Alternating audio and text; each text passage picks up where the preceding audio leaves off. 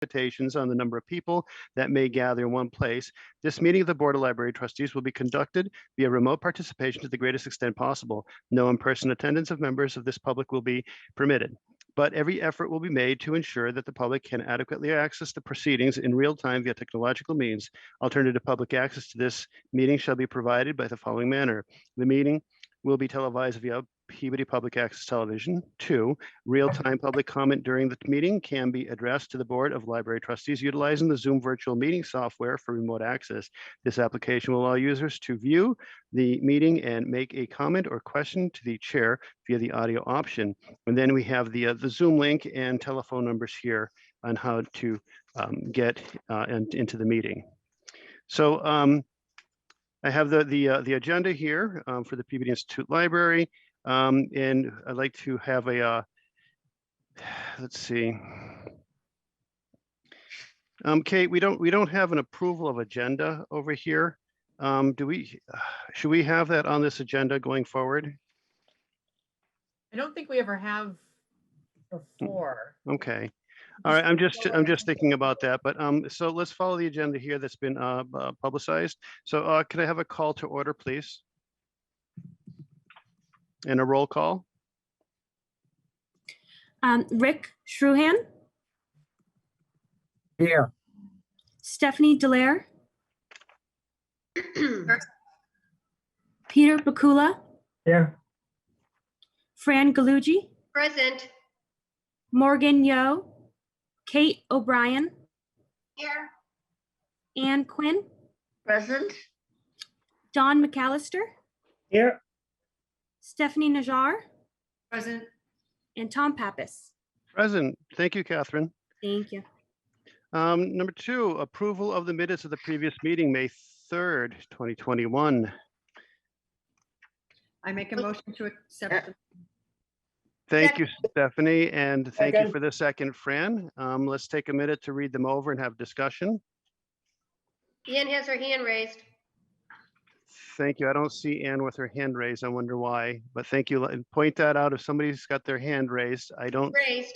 Okay, Ann, please go ahead. On page 3, under the discussion of the Audubons, it says the Peabody Institute Library has voted to revisit the funding, but in fact has voted to postpone the funding. And that would make it consistent with Stephanie's report later on in the minutes that the foundation voted to postpone, not revisit. Okay, so we'll have to have an amendment to the motion. And then also in that same paragraph, I think that use of the word "this venture," it might better be "this project." This is hardly a venture. I think this is really a project that we've been taking on. And then again, under building and grounds, in that last line, I would delete the phrase "under our past 2 directors" as well, and just kind of not, just leave it, that it has been considered something to live with. I think that it rather casts aspersions on the past 2 directors. And then on the fall, I'm sorry to be such a nudge about this, but these are public records. And I think there is a, on page 4, I think the second line, I think I think you meant to say storm and not story. So it's that's just a typo after the storm had ended. Okay. Keep those in mind to have an amendment. Anybody else? I'd like to make a comment. Please do, Rich. I agree. Thank you.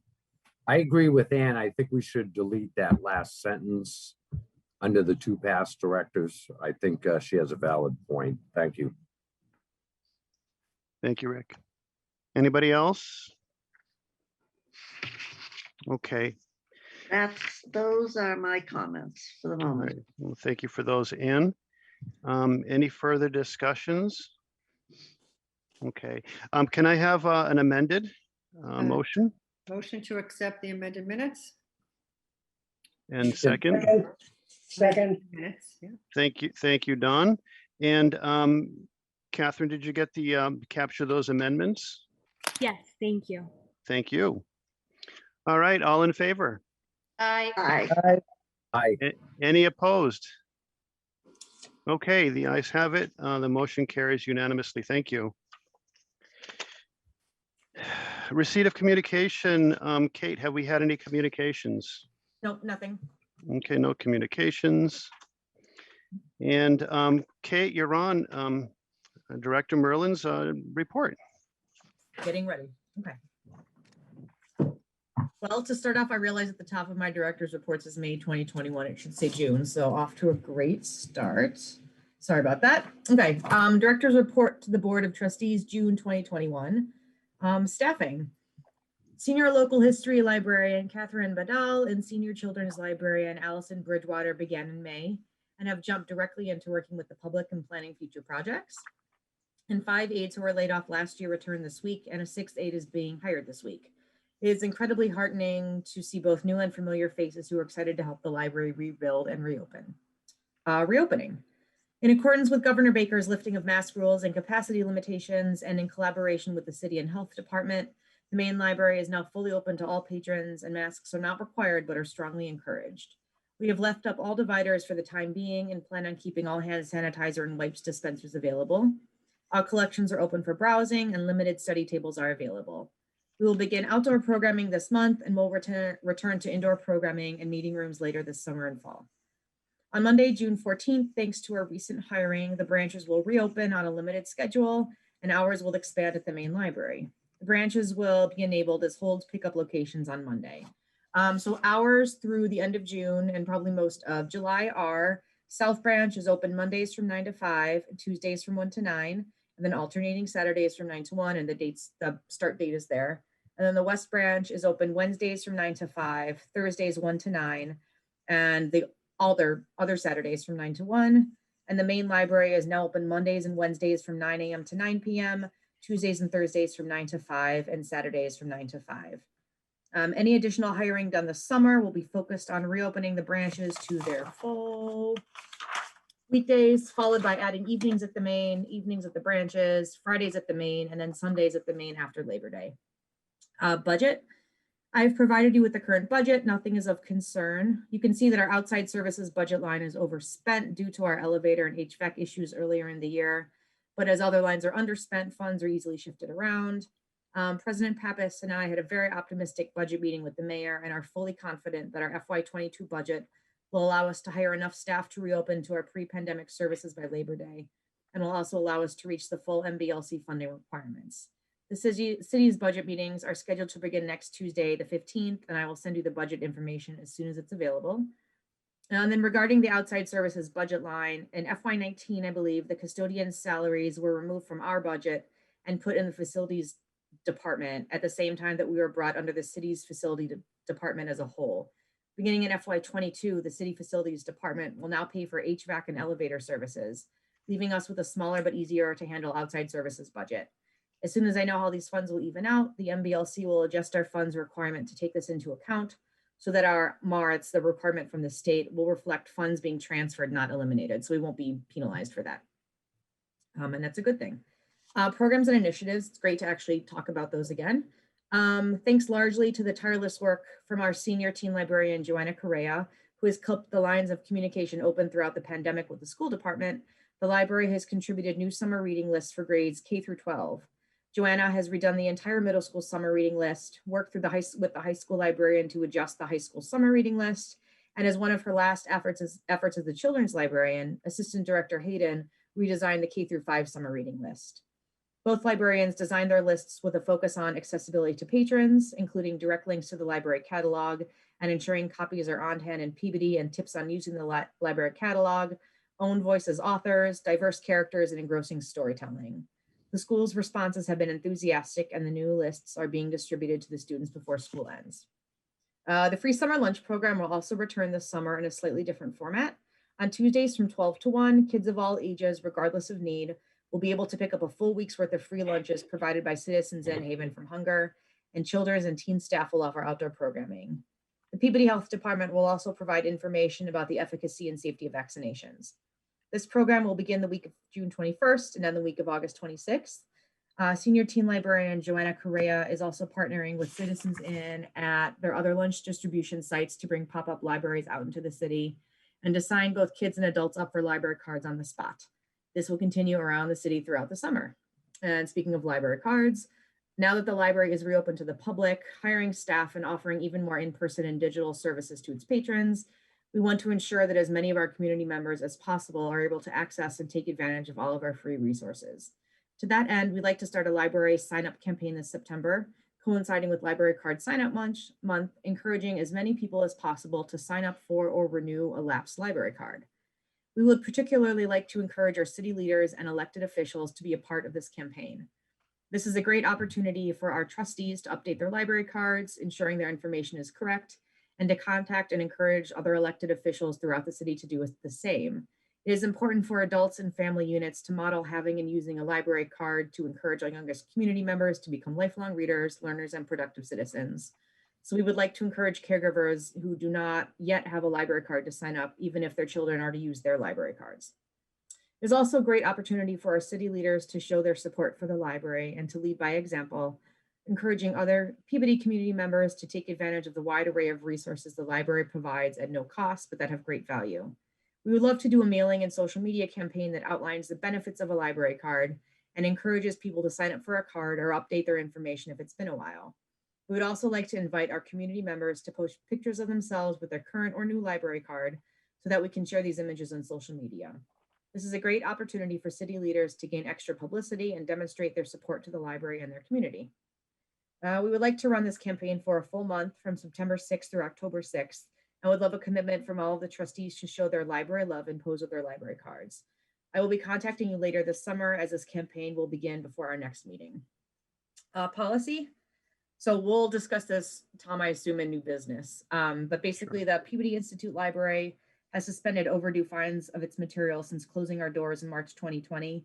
The trustees approved the suspension of fines through the end of June, and now is the ideal time to discuss the permanent elimination of overdue fines for all Peabody items.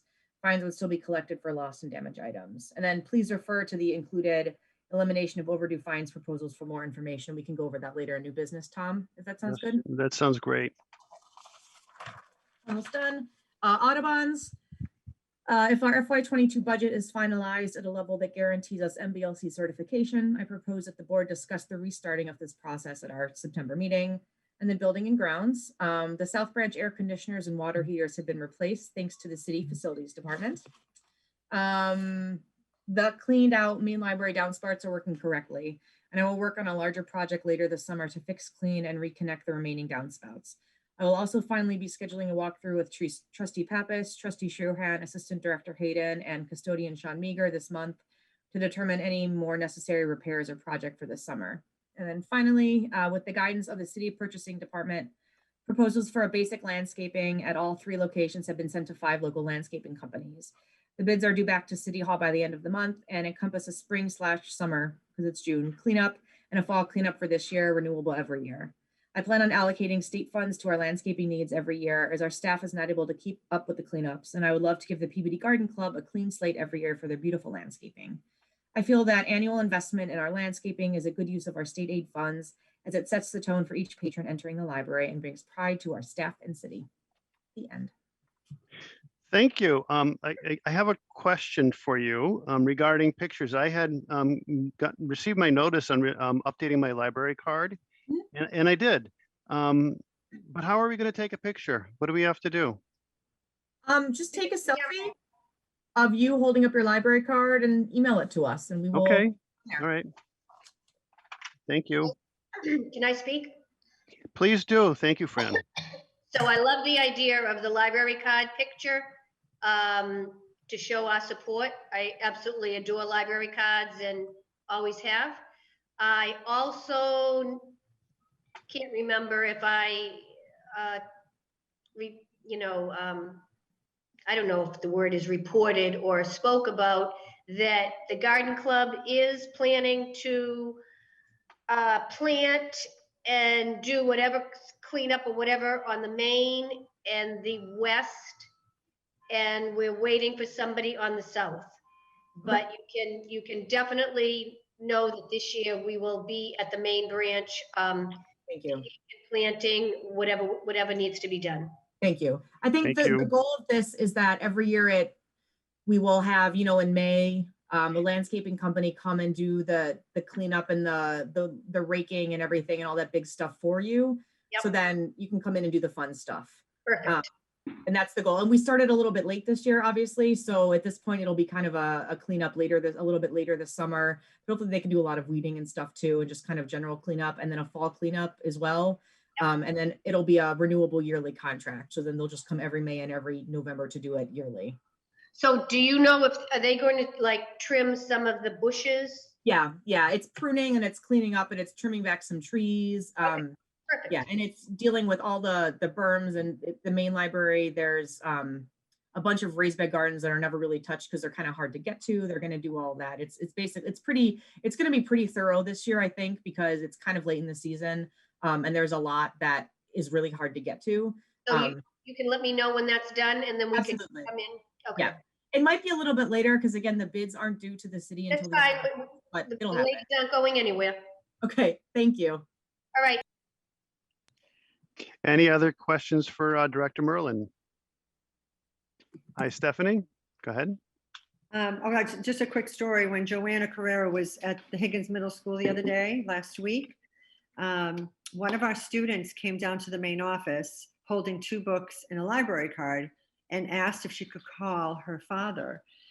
And I asked her, well, what do you need? It was something wrong, blah, blah, blah. And she wanted to tell him that she got a library card. And she was so excited that she was holding the 2 books and library card. And it was the cutest thing ever, which is one of the fun things about working in a school when you get to see those cute little moments. But it was really nice. It was really nice to see. The kids loved it. It was a great reception, I think, for the kids and the students, and getting connected with the summer reading and the books there, all that good stuff. So It's almost like getting a license when you're little. yeah, exactly. Yeah, so kudos to Joanna for doing a great job. Thank you.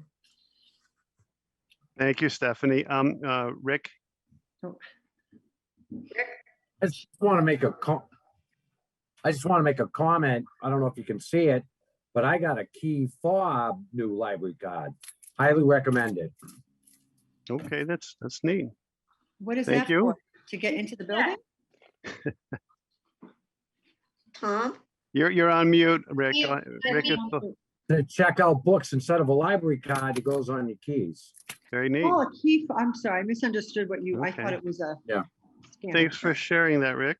That's Anne, neat. I saw your hand was up. I just wanted to say, I sent an email to Kate, but I saw 2 posters at the library this week. One that shows the return on investment of city funds, and the other had to do with the savings that citizens enjoy because of the library. And I thought those were really powerful, really hit people right where it really matters. And I just wanted to congratulate Kate on that. I had a question though. All of that, all that credit goes to Assistant Director Hayden. That's her project. No, Working on that. Yeah, that she was they're beautiful. beautiful and they're really effective. And she's been working on that project actually since the budget crisis of last year. She's had one, and Stephanie saw them last year when we were going through all this last year. She's been updating it pretty much monthly as the pandemic has gone on and how things are changing. And we decided it was time to actually post those around the library as well. And for a while we were putting them in patrons' bags, but then it was too much paper. So it's definitely something that we're going to keep doing. And I can send out the document to all of you if you'd like to see it. And we'd Put also it on the website. Yeah, we plan on making a whole separate website page Yeah. that was just this information as Great. well. It's work in I have a progress. question, just a question. Going back to the business about the, where are we? The being part of now, the custodian salaries were removed and put in the city facilities department. Does the custodian now report to the city facilities department or Yes, to the director? kind of both.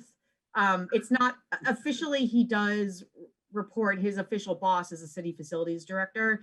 But when he's in the building, I am his boss. It kind of changes based on where he is. The way it's been in practice, he still reports to Al and myself, just because it makes more sense because he's in our buildings, but he's paid for by the facilities department. So it's kind of a gray area, but it hasn't caused any real confusion thus far. Which doesn't really help explain it. But thus far it's been, when we hire somebody, we will hopefully this summer be hiring another full-time person to replace a custodian that retired in April. And at that point, we might need to kind of lay down the specific rules and who they report to for what. Thus far, it's just kind of been like a grandfathering in of the old policies, but it might change in the future. But thus far, it's been pretty simple. And it's wonderful to be part of the facilities department, because it's why the downspouts got cleaned out the day after, and why the South Branch has a new heater system and HVAC system, and why things are getting done. And it's nice now they're taking so our outside facilities budget, I think we're budgeted 34,000 this year, and we've spent like close to 50, because we had all the issues with the elevator and inspection and the HVAC leak last year and everything. But now with those taken out of our budget and with us left with the budget to actually spend on just specific library things, that means actually more money will spend on library specific things, if that makes sense, because I won't be spending it all on the elevator and HVAC. I can actually really spend it on library specific needs. So I think it's good all around, and it's less invoices for me to worry about paying, and less, sticker shock when I get these $8,000 invoices 3 times a month, it feels like. So I think it's a good change. Good, thank you. Okay, any other questions, comments? I make a motion to accept the director's report. Thank you, Steph.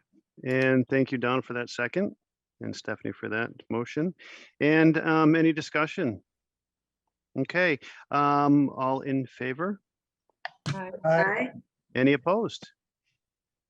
The ayes have it. The motion carries unanimously. Thank you, Kate. All right, so reports of the committees. Let's see what we have here. Okay, Building and Grounds, Rich Ruhan.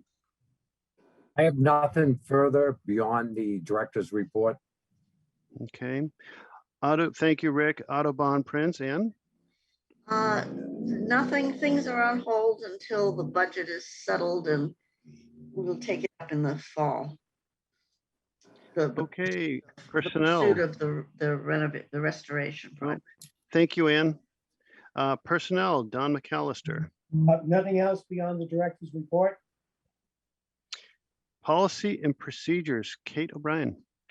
Thank you, Don. Tonight, we just have to vote on the policy that Kate mentioned about the fines. Thank you, Kate. Liaison to the Friends of the Peabody Institute Library, Morgan. Morgan's not here, right? Okay. Liaison to the Peabody Historical Society, Stephanie Delar, not here. He's here. I'm sorry, I can't see my screen. I apologize. I'm here. I have nothing to add outside of the director's report. Okay, so Stephanie, if you would, could you please give me a call sometime this week? I'm going to make some introductions, so you can just do like a monthly call and talk to the president of the Historical Society. We used to do that once a month just to catch up and get you on a mailing list, because they send us some really cool stuff, and then you can just share it with us. Perfect. Awesome. Thank you. Liaison to the Peabody Institute Library Foundation, Stephanie. Yes, hello. We had that geranium fundraiser at the library Saturday in May. I can't remember if it was the 8th or the 15th. But anyway, we made $812, and they sold out all the flowers. So it was a success, and we hope to do that again and have more flowers so we can sell more. But it was a nice day. Some of you were there, I know. And it was just a beautiful day, and it was great to connect. A lot of patrons came by, friends came by, people that we spread the word to came by to buy flowers. And it was just a really nice way to kind of see faces again and put the name out there. And we had the little pamphlets out there. Martha had arranged for all that. So it was a nice day all around and successful. So that's about it, because we really haven't had anything happen since the last meeting other than that fundraiser. Who on the trustees was able to go? I was there, I think. I was there. Yeah. Yeah, I got my flower. I wanted a blue one, Stephanie, and they gave me this pink one, which it's pretty, but I wanted the blue one, so. The blue ones. Geraniums We don't have blue count. geraniums. Oh, so they lied to me then. It's I don't in know the if anyone mail. else was able to make it down or not that day. It was a nice event. Yeah. Okay, thank you. And I don't see anything. I just want to report just some goings-ons that I had between the last meeting. And is this a place that I would be able to do that, Kate, under the committees? Sure. So I think this would be an appropriate place for it. So I just wanted to let people know that, that about the meeting that you talked about already. So about meeting with the mayor on May 11th, and that's very favorable. I just want to say that the mayor continues to be in full support of the library. I was sitting there expecting to have a lot of back and forth about this budget, and it was very clear. The mayor says, "Nope, you're gonna get funded. We want to fund you, so we can make sure you get your certification." And there's no need to go through this whole thing of going in for a waiver. So in the hearing, so that was very positive. I was kind of very happy walking out of that meeting. It was a good discussion, good hour. After that, Kate and I were just having a quick discussion, and talking about the staff returning back to the library. And that's part of my emails. That's the reason for my emails, is that the staff is coming back. And as everybody knows, it's kind of during this pandemic, it's been really difficult for the staff. They can't go to work. It's not a good situation. And now that they're coming back, I think a very nice gesture would be to give them that welcome back, coffee and pastry type of a thing, a welcoming. And, we're always supporting the library. We're always very positive. Kate comes up and asks us for stuff, and she's doing a good job. And we're always, approving and supporting staff. It would be nice that we actually go there face to face. They don't know who we are. I walk around and I tell them I'm a trustee, and they smile, and then we talk a little bit. So I think that would be just a nice gesture to do. And then on June 4th, 2021, I presented the George Peabody Medals to 8 recipients of the award at the Senior Awards Convocation at Peabody Veterans Memorial High School on the football field. It was a beautiful ceremony and beautiful weather.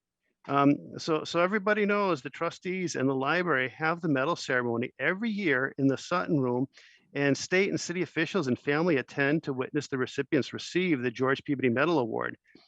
Last year, the ceremonies didn't happen as they have traditionally did, and this year, because of the COVID, right, the pandemic. And this year, as we are attempting to emerge from this pandemic to the rapid change in rules. I mean, these rules we talk about, you're supposed to wear a mask, and they tell us you don't have to wear a mask, right? These rules are changing every day. And about the time when we were supposed to be making plans for all this, we're still masked and wearing masks, social distancing, and there's a lot of uncertainty how things would roll out. But I just want to point out, because of Stephanie and the trustee Najjar, she was able to organize and pull together the necessary materials and have me represent the trustees at the Senior Awards Convocation Ceremony. Thank you, Stephanie, for keeping this tradition alive. And thank you, Director Merlin, for creating the George Peabody book with the recipients' names. And at this point, for the record, I just want to read everybody here, all these trustees, the names of the recipients. There was Kira Shapiro, Lily Berger, Olivia Barrett, Maggie Benna, Francisca Sousa, Stephanie Guglielmo, Zoe Torres, and Joao Ribeiro. They were the recipients. So I got to read a little blurb. Thank you, Stephanie, for helping with that. And we pulled it off, everybody. So we kept this tradition alive. And thank you.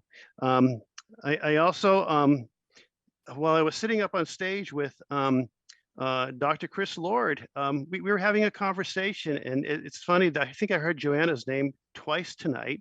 I'm going to mention it a third time. I was getting some positive feedback about Joanna on how helpful she was, and I just want to point that out. She's like a superstar, I guess, right? I mean, we heard the name 3 times. So thank you for that too. That's always good to hear. And going on here, I also want to talk about an idea for us trustees. And I would like to ask of you to visit any of our libraries at least once a month. Other than when we go to our monthly meetings at the trustee room, and share a quick roundtable experience of, things you might see, bring up in discussion. You might see some bricks falling out of the building. You might see somebody being helped and you're very impressed by it. You might see some things that I'd like to see what we can bring. It just maybe 30 seconds, 10 seconds of some experience, but go to the library and take a look at what's going on. And then any question you may have or something you notice that you'd like to bring attention to. This could be a good way also to introduce ourselves to staff that we, in our case, support through decisions that we make and the patrons we serve. So I think it'd be kind of a neat idea if we can do that, maybe next meeting, put it on the agenda and say, yeah, I did go to the library and I took a book out and it was uneventful, or holy cow, they got me a book I could never find, something to that effect. So maybe we should try that for our next meeting. All right. Today, while I was at the library, I walked around and talked with the staff, and I got a good positive vibe. I asked how people were doing, and it was a positive vibe. People were glad to be back. And something else too, Rick, I wanted to mention this to you. I was, waiting to talk with Kate, and I walked around the building and went up the staircase, came down, looked out the door, that emergency exit door in the staircase, and I noticed to the left of it, there's a broken lamp. It's all smashed. Yep. So kind of Heard makes it has this an unkept look, and I know that people don't see it because we don't go through that entrance, but I happen to notice it. That was broken by falling snow in the winter, and facilities is aware of it, and we're looking for replacement globes. Okay, good. So this is like one of those things that we would bring to the meeting and be answered quickly like that.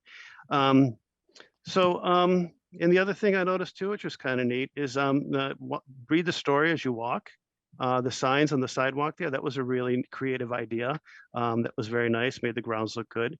And the nice plantings by the garden club I saw, Fran. So it was this just what I want to share with everybody today is just my experiences here at the library and some of the things that I did between last meeting and this meeting. Thank you. Any questions? That's good. Okay, let's. I had All one right. just to bring up to address through Kate, I guess. Kate, could you tell me approximately, if you have an idea, what percentage of the staff that will be or have or will be returning from when we had to close down? Are you getting a lot of people back, or were they forced into getting other jobs? So out of the 13 aides that were laid off last year, we have 5 that have chosen to return. Okay. And we did lay off all the 8 pages, the high school kids, and we're not able to hire back those in the budget right now. So that's kind of a moot point. But for the 13 aides, we offered all of them an opportunity to tell us if they wanted to come back and then go from there. We thought that we would have to make like seniority decisions and stuff like that. But we only had 5 that wanted to return to fill 6 positions. And the people that didn't return, some of them got new jobs, some of them moved away, some of them chose not to return because the position did change. It now has people necessity for some. Yeah, and that we had to change the job description from being, just a West Branch aide, just a South Branch aide, just a Main Branch aide. We changed it so now we do require people to work at all 3 locations regularly. And some people wanted to stay at one branch and weren't comfortable working at other locations. So it kind of just, people made decisions that were best for them. So we had 5 that wanted to return, and we're hiring somebody new. And the longer term line staff of the library. I mean, some people. I'm wondering, people who have been there for a great number of years. Were you getting those people back? Not a ton. No. It was mostly newer employees that decided to return. All right. Okay. No, understandable is people have to earn a living, and if they couldn't work for a long period of time, I could understand how that would be a concern and a problem. I think you've done well to bring them back, and I have no doubt of the training that will be provided, which will be right up to date. So thank you. Thank The you. people that started today just jumped right back in, and they remembered their logins from a year ago, and it was like there was like cheers that went up around today when they walked in, and it was like they had never left. So I think everybody had a very good day today. everybody was happy to see them and happy to see new faces, but also familiar faces. So it was There, good. there definitely was a good vibe. You could feel it walking through. So, Stephanie, I saw your hand up.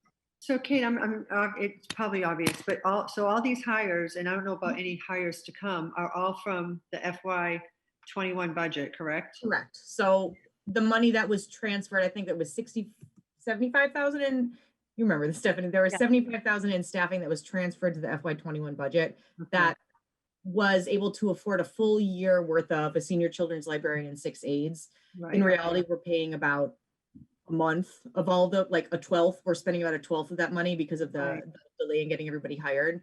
Right. But they will be funded in next year's budget. So we'll get the full money for them next year as Right, well. right, okay. How could I forget that number? I know, right? Dreams about it. And then the way the way I requested the budget, and we'll see what works out, but the way I requested the budget for staffing next year means that if everything goes according to plan, knock on wood a million times, we'd be able to hire, bring back the senior South Branch librarian position. And as soon as we can bring that position back, we can then open the branches pretty much fully. We're just down that one full-time person. We can go back to normal operations pretty quickly at the branches. And then another 9 part-time aides working 3.5 shifts a week. Which means there's going to be a part-time hiring frenzy. Again, assuming everything goes well, Right. a part-time hiring frenzy this summer. It's going to be very time consuming, but in the best way. And ideally then we'll have 15 aides, and those 15 aides will all be bopping between all of the 3 buildings, and patrons will see the same faces at different locations then, which is really good. And staff will be cross-trained, and it'll be easier to fill in for people. And it'll be definitely a summer of learning curves for everybody as we learn who these people are and we hire people. But it's gonna, I think, end up really good. Yeah. Everything goes according to plan, of course. Great. Awesome. Thank you. Any other questions, any other discussions? I make a motion to accept all the committee reports. Thank you. Do I have a second? Second, Thank you. Is that Stephanie? I saw your hand come up, Delar. Yeah. And any discussion? All in favor? Any opposed? None opposed. The motion carries unanimously. Thank you. Unfinished business. Is there any unfinished business here that we need to discuss this evening? Anybody know of anything open still? Okay. New business. So over here, new business, I think we should discuss the no fines policy. It seems that, as elected officials, I mean, we're supposed to, we uphold our library and we help everybody in the library, but, the patrons are the folks that we're looking out for as well. And I think certainly removing library fines would definitely be positively received by the patrons. And having talked with Stephanie and listening to, with Kate, having talked with Kate and listening to some of the conversation there, it's all very positive. And I'm getting emails from also state conversations from the State Library Board.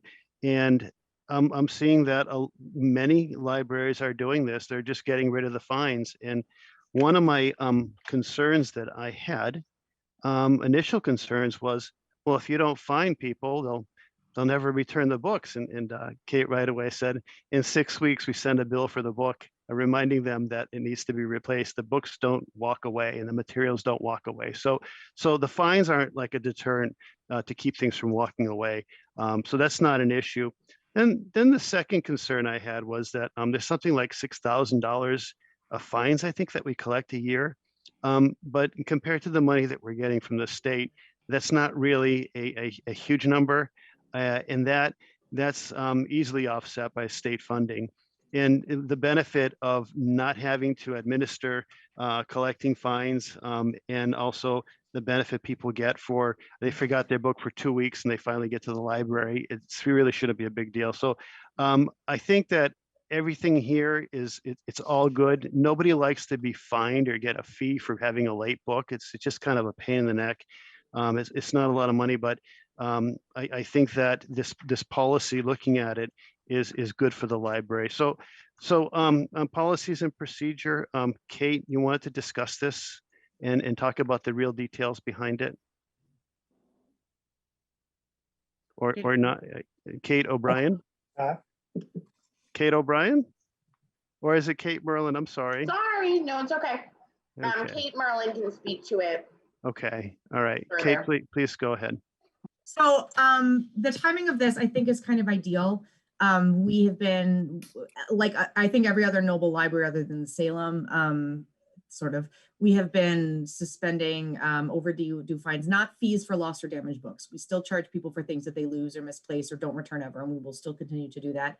But I think the timing's good, as we have been, because of the pandemic, suspending fines for a year.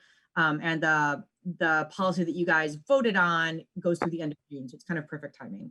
Also logistically, I think to reinstate overdue fines would be a pain for patrons. They'd be very confused after getting used to this for a year, and for staff as well. But taking logistics out of it. So going fine free is definitely, I hate to use the word trend for a really powerful thing, but it is a trend right now. A lot of libraries are doing this. The Boston Public Library just announced in April that they are eliminating overdue fines as of July 1st. So we are in good company. If you look at the Noble Library, there are 17 public libraries in our network. 9 don't charge fines on material. And a lot of our surrounding libraries like Beverly, Danvers, and Linfield, and then 8 do charge fines, including us. I think that, I think that Gloucester and Stoneham just within this past year decided to go fine free. Beverly was a couple months before that, same as Danvers. So it's a kind of a recent thing that's picking up steam in our network, and I would like to be next. Basically, there's a lot of research that's gone into this in other libraries, and there's no need to reinvent the wheel. I was reading published research that basically say overdue fines aren't a deterrent for people returning things on time. It's instead, they turn into a deterrent for people even accessing the library at all. Because while 50 cents to you or me might not be a lot of money, to a lot of people, especially kids, it is a lot of money. And so it also brings up a lot of barriers for lower income families because they just can't afford the money, and it's embarrassing to have to admit that. And you don't want to come to the library every time and being reminded of the money that you can't afford to pay back. So I think that this is a big step towards equity and removing barriers to access and really having everybody feel comfortable and welcome to use the library. So the background is that basically, general background is items accrue 10 cents per day when they're overdue, and then up to a maximum of $2. So there are other libraries in our network that will keep charging you like 10 cents per day until the end of time. We stop at a $2 overdue fee. And then after 6 weeks of being overdue, we do charge you for the item. How it currently works now is that if you return that item, we wipe the bill of the book itself or the item itself, and we still charge you that $2 per item. So the way this will work is that we will still charge you after 6 weeks. If your item is overdue, we'll still charge you for that item just like we do now. There just won't be that $2 fee to go along with it. Can I add a little something to that? We had a little talk too about George Peabody never wanted the services of the library to be charged to the patrons, and this kind of falls in line with that. I know that the books are late and it's kind of a punishment, but and Don, I can see you smiling there. I think that George Peabody would have, he did it back in school, right? So, but he, this is in line with what George Peabody believes, I think. So please go ahead. I'm sorry for interrupting. No problem.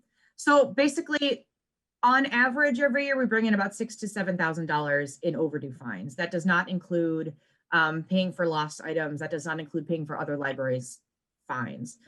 So basically that $7,000 goes in a big chunk of change along with the money we bring in from printing and copying and white good fees and all that kind of stuff. I'm sorry, $6,000 to $7,000, not 67.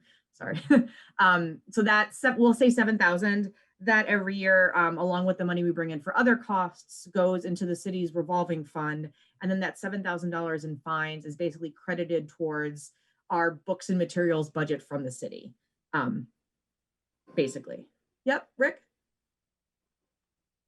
I just want to make one point. I'll be the opposite here. Part of the fines is, and I know because I used to do it, if they rack up, you say, holy cow, and you rush them in, it helps turnover. Is this going to affect your turnover where somebody's going to sit on the book for 6 weeks every time when you have 10 people on the waiting list?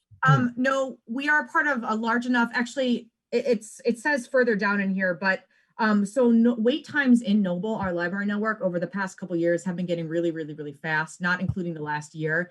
But if you'll notice, wait times normally are like 2 days to get a book from Wakefield or for Danvers or something like that. And that has been getting faster and faster as more and more libraries have been going fine free. So I don't know if there's a correlation or causation, but I can tell you that these libraries increasingly going fine free has definitely not done anything to wait times. Also, because we're part of a network, if I want a book that Tom has checked out right now and he keeps it another couple weeks, I have just put the book on hold and it'll get sent over from another library in a day.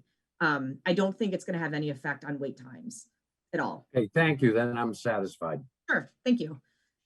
So the cost of fines, there's a big part of fines, why fines are also, irritating for staff, is because we are obligated for every interaction to tell a patron, hey, did you know you have 10 cents of fines on your card? Or did you know you have $9.90 of fines on your card?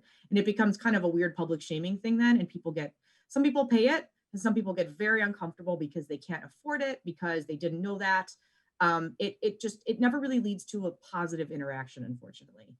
And I would like to have my staff spending more time actually having a positive interaction with people and helping them find a book or helping them on a computer than squabbling over 30 cents of, oh, I turned that book in on time. Well, I swear I did. And I didn't know you were closed. It gets back into like back and forth that are not really worth the 30 cents, honestly.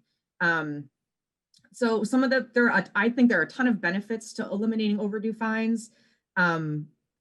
I think a lot of people also, I see a lot of families with kids, they have books that when I was the teen librarian, I would look up a kid's card and there would be like 5 Clifford books from 2008.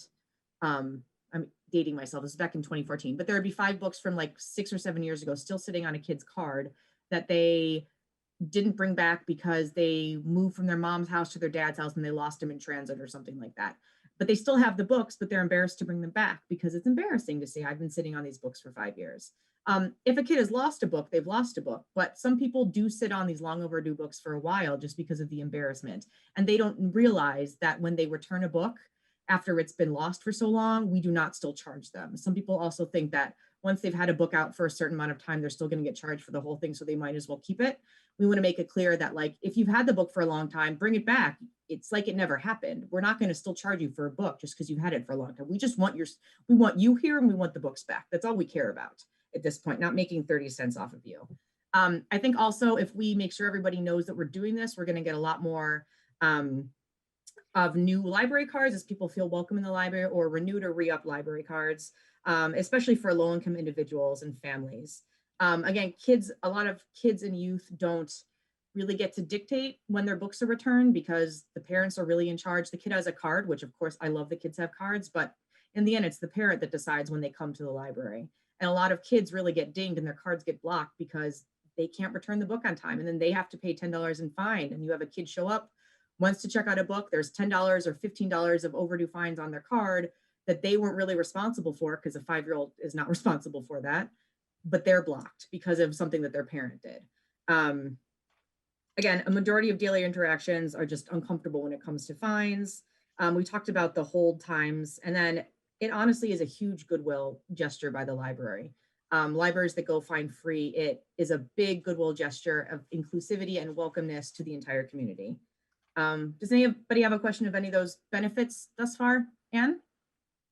This applies only to Peabody owned materials, is that Correct. right? So if you have to, because someone has not returned a book because there's no fine and you have to borrow it from another library to satisfy the patron, and the patron somehow has to understand that there is a fine attached to not returning that book on time. How do you, From another library?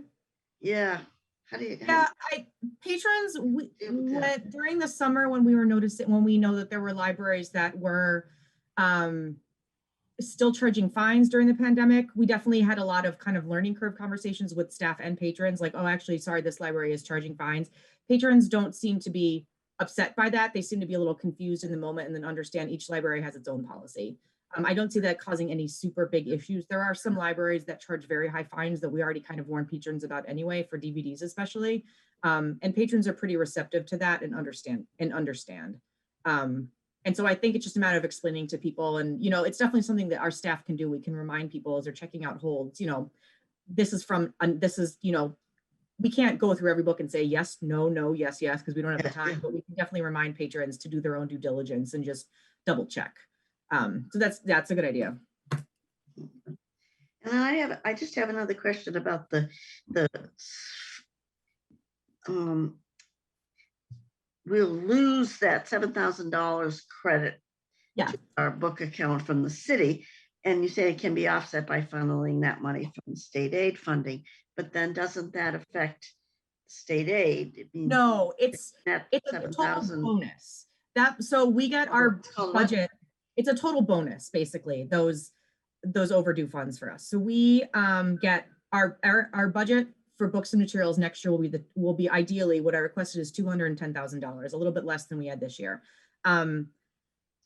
Because they gave us a lot of extra this year and we can't spend it all and we need more in outside services, long story. But so if we get $210,000, that is our budget. If we make another $7,000 in overdue fines, the city that's like kind of a slush fund, basically. Like it gets kind of credited towards our account, which means we can purchase another $7,000, but it's not actually part of our budget, if that makes sense. So it has no bearing on the actual budget that the city takes. But I think it's a nice way to, Assistant Director Hayden pointed this out, if we do need that extra $7,000, I mean, $7,000 in addition to $210,000 is like an extra 3%. It's a lot of money, but it's a small percentage. If we were in a position where we need that extra $1,000, $7,000 or thereabouts for an extra database or something, we have that state aid saved for things like this. And I feel that also tying this goodwill gesture and this gesture of inclusivity and welcomeness to our community to, we should stay funded so we can afford to be fine-free to state aid. I feel like it's a nice kind of circular, you know, relationship then about why it's important to get certified so we have these funds to allow us to be fine-free, which everybody loves. Does that make sense? I kind of just spoke in a big circle, but does that kind of work? A little bit, yeah, I understand. Don? Yeah, I just had a kind of a follow-up on some of the conversations. I think that the value to the staff and to the patrons that come very frequently and may forget a book and a 30 cents or a built up of $2 or $3, probably to most wouldn't be a big problem. I can see it would be to some. But when someone takes a book out or whatever material and keeps it for whatever reason for 6 weeks, and you send out a letter saying, you know, you owe us whatever it is for that book, how successful are you in collecting that? I don't know off the top of my head the success rate, but I can't imagine it would change at all. I mean, I think that it's pretty successful now because people don't want to, it's one thing to owe like 30 cents here and $2 there, but when you get charged for a full $30 DVD, that becomes a bigger deal. And that's when people return things. And I anticipate it will be the same here because it will all of a sudden go from, I had a $6 fine and now another $90 for 3 DVDs. Now it's going to go from nothing to $90. So I feel like there's less of an incremental jump as well. It kind of goes from 0 to 60 really quickly. I don't anticipate there being any difference in return. I mean, in a positive way. I don't think people will return less long overdue materials. I think they'll still return them because nobody wants to be charged for the entire item. Okay, so if I'm hearing you say this, and I realize this gets a little confusing with what goes back to the slush fund and whose pocket, whatever in the city government. But so you're saying that as it is now, if someone has a book out over, or whatever the material is, over 6 weeks, you're pretty successful in getting those either returned or paid for. Yep. Okay, all right. And I can see how this wouldn't change.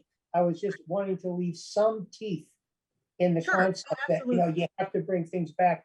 I don't want to beat up a kid for, you know, for 30 cents or whatever. Who knows there, but for the grace of God, what shoes people are walking in. But as long as you're able to collect, I think that it would be a good move for the staff to not feel like they're wardens and things of that nature. Or so I would be in favor of it as long as I know that there's action being taken place. So that, and of course, you always have some who will just, I don't know what you're talking about. And that's not going to change whatever your rules are. Right. But as long as responsible people can deal with this, I would support it. Thank you. And I think that the way it works now, even if a kid, I believe that even if if somebody has a long overdue or lost item, whether it's a $4 item that's been totally lost and charged to their account, I believe, or a $50 item, once an item is lost, their card is frozen or blocked. So people can't lose books and still keep using their cards. Okay. Right now, the way when your overdue fines get to $10 right now, your card is also blocked until you pay off your fines to go under $10. So that's a problem. It's a separate problem than lost items. We have a lot of people, a lot of kids especially, and teenagers that come up with, you know, a 30-cent fine up on top of 30-cent fine for the last 5 years, and they have like $20 of overdue fines on their card and they just can't pay it. But once they have a lost book, unfortunately, that it doesn't matter how expensive that book was, it's still a lost book and they still have to pay that off, and that won't change. We'll just allow more people to return a book a little bit late, return a book, you know, 2 weeks late when they were 10, and not get penalized for it forever, basically. So that makes sense. Okay, thank you. Something actually what we're gonna, so right now we are getting a new payment system at the main library, which allows people to pay for printing and copying using not just cash, but also credit card and like Apple Pay and Android Pay. So we don't have a payment system right now. So we have been asking for donations instead of payment. We're saying, you know, we're not taking payment right now, like you're welcome, we're doing you a favor because we can't right now, but you know, donations are accepted. And so we have a very obvious poster, like a heavy metal poster board with a lockbox attached to it, a clear plastic lockbox so people can put donations, and it is stuffed, which is really great. People are donating and people are seeing that other people are donating. And what I've heard anecdotally from other libraries that either have been fine free for a long time, like Wakefield's been fine free since the 80s, I think, and then Beverly and Danvers, they are getting patrons. They think that anecdotally they're bringing in more every year than they were getting 15 cents here and 20 cents here, because people throw in $1 instead of paying a 10-cent fine and getting their change back. And people see that and they are pleasantly surprised. And instead of paying a fine, which feels like a penance, they feel like they're doing something nice instead. And generous. And so they're thanking the library. So they ironically end up giving us more money because they're doing it as a goodwill gesture, thanking us for our trust in them. And that, so it's great. I love it. It's everybody's happier. Kate, So I have an operational question for you regarding how many fines do you get a year, and how much time do you estimate in hours it takes to administer collecting those fines, dealing with them, collecting the money, banking the money, accounting for the money? How many hours would you say a year for 7,000? More than $7,000 worth. I mean, every transaction, you add another 30 seconds to it by saying, oh, did you know you own 30 cents on your fine? Well, that's okay. You can pay it off next time. It just matters if you're blah, blah, blah. There's the whole spiel about like, it only matters if it gets blah, blah, blah, blah, blah. That's about 30 seconds. And if there's any discomfort for the person being embarrassed or upset because they didn't know and they weren't aware, that adds to the cost of it. And then also handling money is disgusting. We're trying to make this whole process cleaner for everybody, not because of the pandemic necessarily, but in life. So now with this cashless payment system for the copying and the printing, people don't have to like hand us 30 cents and get change. But if they do have cash, they can throw it in the bin, and then that money, and we'll have one at each branch, and that money will go directly to the friends. And then that money will be spent on programming and fun stuff, basically. So that money will directly, as much as the money was directly, you know, helping the library before through books and materials, this money will be helping the library now through books and materials and programming it, and however the friends decide to allocate it to us. So we will still get that money. And my bet is, if not the same, then maybe a little bit more of just people being excited that we're doing this. It sounds like a strong business case that to get rid of it, because you'll save money, but also a return on investment where you're going to make money in other ways that you didn't before. Sounds really good. Stephanie, go ahead. Well, are we taking a vote on this tonight? Someone's got to make a motion. So so the last part of this is the next steps, basically. If you approve this decision to eliminate as of July 1st overdue fines on Peabody materials, then Trustee O'Brien and I will write up an official policy, which will be very simple. Basically, we'll say there are no fines charged. And then we would send out basically mass emailings to everybody who has any Peabody items that are over, any fines from Peabody items, which is people all over our noble system, saying that part of this is also forgiving previous fines. So it's also like a welcome back to everybody, kind of a general, like throwing open the doors to everybody and saying your 30-cent fine is, you know, forgiven. And it won't make that much of a difference to people, but enough people I think will be, you know, tickled to see that. And then we did our Noble people, and Al helped me really today. So 580 current Peabody patrons are blocked from usage because they have over $10 in overdue fines only, not including lost items. So that's 580 people that I could send an email or a postcard to and say, hey, you can come back now. Right, right. Like, welcome back. And then 1,100 people have their cards blocked due to a combination of overdue fines and lost items. And it's something we can send them a separate message, and I can pull this up through our databases easily. It'd say like, you have lost items, bring them back. You won't be charged for them or the fines. And if you bring back the items, you can start from scratch as well. So that's another 1,100 people we could invite back in. And maybe they won't have the books, and then we can't really help them, but at least it's something. Right. And then so we're also the goal of this is to eliminate overdue fines for all items. Some libraries still charge fines for DVDs, but not for books, but for this, but not for that. And then I think would be too confusing for patrons to make it worth it, honestly. Then it's just, it just nitpicking also, and it just confuses everybody. So we tell patrons about that. And then the foundation is in favor of this. We spoke at our last meeting, and they agreed, if the trustees approve, that they would help funding for kind of a large scale mailing or postcard or something to physically tell people about this, because people that already get our email or follow us on Facebook are not going to be able to learn about this. And those are the people we want to bring in, new people also who don't already come to the library or are lapsed members. So we need to figure out other ways to get them, and also let the schools know, school visits and, articles in local press and publicity in general. So there's a lot of stuff to work on this over the next month, but it starts tonight with you approving this change, and then Trustee O'Brien and I writing up this policy and then sending it to you for final approval over the next couple weeks. Okay. And any other questions about logistics or pros or cons of this, or anything I haven't spoken too much about already? I'm ready to vote. I think you're I overselling make a right motion. now. Yeah, I don't need any more convincing. I was convinced last time we talked. I wanted to do this. My goal was to, last March when I became director, my goal was at the June meeting of 2020 to do the same thing. So I've been working on this in my brain for a year. This is why I'm overselling it, because it's been a year working towards this moment. So I make a motion to accept the new policy change to go no fines, the fine-free. Second. Thank you, Stephanie. And who was the second? I'm sorry. And And thank you for that second. Any further discussion on this? Okay, all in favor? Aye. Aye. Is there anybody opposed? The motion carries unanimously. Thank you very much for that. Thank you. This is a big day. This is very exciting. Congratulations. Thank you. I'm thrilled for everybody, and this is a big deal. Yeah, we've had a lot of big, good days lately. Weird. Something's going to go wrong. I know, don't say that.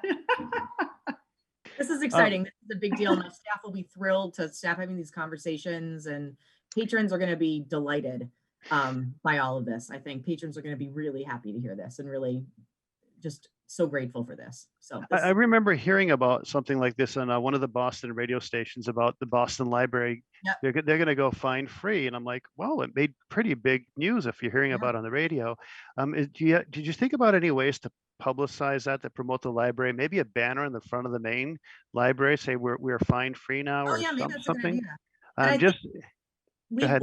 The city owns 3 billboards, 3 of the electronic billboards on like 128 and Route 1, and there's another one. And we, in the past, because the city owns them, we can put images up rent free because we're part of the city. So in the past, we used it for like PillCon and stuff back when we had those. And Assistant Director Hayden and I have wanted to, as we've been reopening, wanted to put up billboards saying we're welcome, come back, but we wanted to wait until all of our locations were open and not confuse people. So this might be a perfect time in July to kind of do everything at once. We're back in, we're fine free, like all the good stuff at once. And that's a cheap and free thing to do. So we can definitely do that.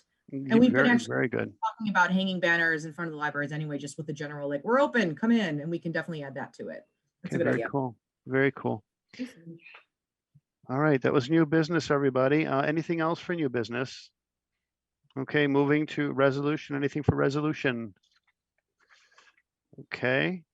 And we're down to our last 2 about any matter suggested by a trustee to the library director prior to the issuance of this notice and agenda. And I don't think we have any. And the last one, any matter suggested by any person in writing to the library director prior to the issuance of the notice and agenda of the meeting containing a title and description of the agenda item. and I don't think we have anything there. So the time is 8:10. And before I ask for a motion to adjourn, our next meeting, I believe, I don't think it interferes with any holidays in September, but the meeting would be September 6th. And Yeah, that's Labor Day, I think. Labor Day, yeah. is it Labor Day? I'm so sorry. Okay, so looking at the calendar here, we need to 13th. pick 13. 15th. Following Monday. 15th, 15th, everybody. Okay. 13th. 13th. Oh, One sorry. Okay, 13. Going once, going twice. So it would be the 13th is our next meeting. I may not be able to make that meeting. It's my mom's birthday and they'll probably be visiting because my daughter's birthday is 2 days before that. But Assistant Director Hayden might like to lead the meeting instead. And you can bring your mom too. I think she'll be welcome. Actually, it'll be in person. So she'll have her birthday night at the library. Sure, and Assistant Director Hayden would be welcome as well. Okay, so is everybody good with the 13th? Yes, I just would like to say that I believe at this time, Catherine McGrath will be moving on to bigger and better things come the fall. So Catherine, is this the last time that you'll be with us right now? Yes, it is, before I start school in August. Well, we want to wish you the best of luck, and we're going to miss you terribly, and we know you're going to be very successful. Oh, thank you so much. Thank you. Well, thank you very much, Congratulations. Catherine. Congratulations. Good luck. Okay, so well, thank you, everybody. And Catherine, I'm sorry that you're leaving. You're doing such a great job. I have a quick, I'm sorry. Please go ahead, I Stephanie. interrupt you with Catherine. I was just something popped in my head. Kate, are we getting that budget line back where we're able to pay for gifts and recognition things and Not- dinners? Not that I know. So no, but I'm wondering if I can, once the budget is, it's not in the budget right now, but they're definitely, it was like $1,000. It's Yeah. definitely would be a reasonable thing, I think, to shift $1,000 from somewhere else. I just need to figure out how to actually, I don't want to like ask for it right now because I think it'll confuse everything. Right. But I think once, that's definitely, remind me of that this summer. Yeah, I because don't I know just don't want to, I don't know if it's possible to do that, but I will do my best. yeah, because I think we should have that. And I just think back when Mary Bellavance was there, we explained how all the other organizations have a budget. And I think we have a good case to, where we're an Mhm. elected official group Yep. and we have expenses, small that they may be, but I don't think it's right that everybody has to, or, you know, when a elected official resigns, retires, whatever, the ward counselors and everybody else, it's all covered under the city's budget. So I feel like we are owed that same, that same deal. That Right. across the city. Stephanie, can you explain that a little bit more for me, please? So, Yeah, so a few years ago, the library trustees never had a line item to pay for things like if The little token gifts that we the would. token gifts when someone Paperweights. retires, our annual meeting, our annual December meeting for dinner. Yeah. Just things like that other organizations in the city organizations are afforded. So we Okay. brought that to the attention of the mayor, Mary Bellavance, and they threw a small, budget, a line item. I think, like you said, Kate, was $1,000. Right. So going forward, then this whole catastrophe happened with COVID and what have you, and now we're rebuilding the budget again. And I think this would be an opportune time to go ahead and tell the mayor that that should be reinstated. If it's being reinstated for everybody else, it needs to come across all. 100%, absolutely, 100%. I think it's Right. too late for me to add a line item because I think the budget's pretty much finalized as far as I know. However, once it gets passed, I'll talk to the mayor and finance then and see if there's a way that we can kind of recreate that and move things around. I wouldn't add $1,000 to my budget. Right, I'd right. do something else. And we might not even spend 1,000. We can transfer. I just think something needs to be there because it's an equity issue across the board of all these different boards that are out there in the city. And I think we need to have that same level of Yes, support. definitely. Agreed. Now, Kate, when does that get discussed as far as realigning some of the money to put aside for that type of a situation? later this summer, way later. Okay, Yeah. okay. My Yeah. guess, I don't even, my priority is getting, no offense to you guys, but my priority is getting people hired as soon as Yeah, possible. sure, I sure. would want to make sure I get these people approved to be hired and that budget kind of set in there. And then, I mean, maybe like around the next trustees meeting in September, but definitely later in the summer. I think I want to focus on hiring first. And then once we start up again, bring that up again. And maybe there can be like a request from the trustees that we realign some of that money or something like that. Yeah, I need to know from the other groups what they're budgeted. I think, I don't know how we can see the individual line budgets, but are you, Fran, you're on a board, and do you have that situation on your other? Yes, we have, I believe we have, about $750. And we usually use that for our end of the year, Christmas party. Yeah. Or flowers that have to be sent, whatever, but Right. it's about $750. Yeah, in that. For us. Exactly.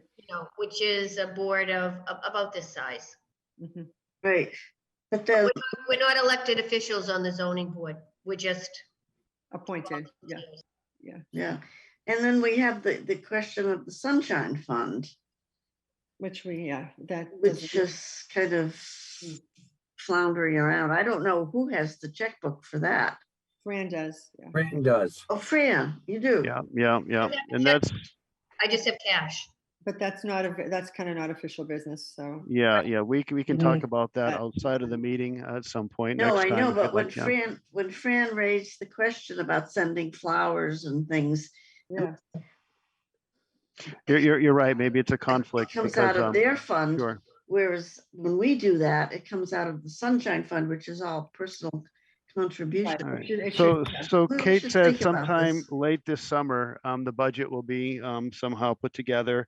And then Kate, I know your priorities are to get staffing up. You're going to have your hands full. Is there anything that any one of us can do to talk to somebody about when they do put that budget together? Can we do something helpful? I think that I need to do research into what exactly it can be spent on and to Okay. see, and this was probably all done a couple years ago, and I can ask Melissa too. But, and then I also want to know why it was specifically dropped from the budget because of the budget crisis. I need to do Sure. research and talk and have, I want to have personal conversations. Like, is it possible to re-add a budget line item? I don't even know if it's possible. So I'd like to do it with talking to finance myself and talking to the Okay. main. All right. That does sound good. Definitely needs to come from Kate. She needs Yeah. to do that dialogue. Okay, so we'll revisit this in September, right? And Yeah. in September, everybody, I think that I think we're going to be back in at the library for our meetings come September, right? I would think so.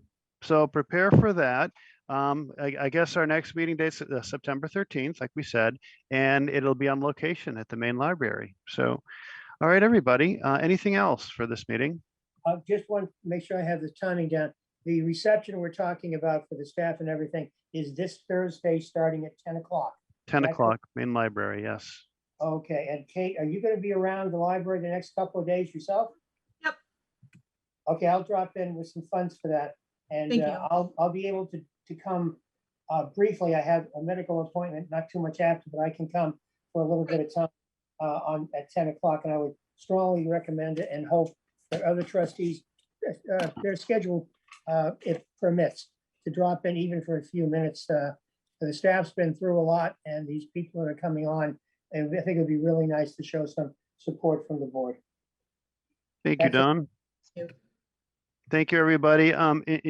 Hopefully we'll see most of you on Thursday just for a few minutes or for the whole hour. And if we don't, have a nice summer. Thank you, everybody. Thank you. And the Thank you. time is 8:19. We ran over a little bit tonight. I'm sorry about that. Take Motion care to for now. adjourn. Motion to Second. adjourn. Fran, thank you. And Thank Kate, you. thank you for the second discussion. None, all in favor. Bye. Okay, any opposed? The ayes have it. Passes unanimously. Thank you, everybody. And Catherine, thank you very much and best luck to you. Bye, Catherine. Thank you so much. Good night, everyone.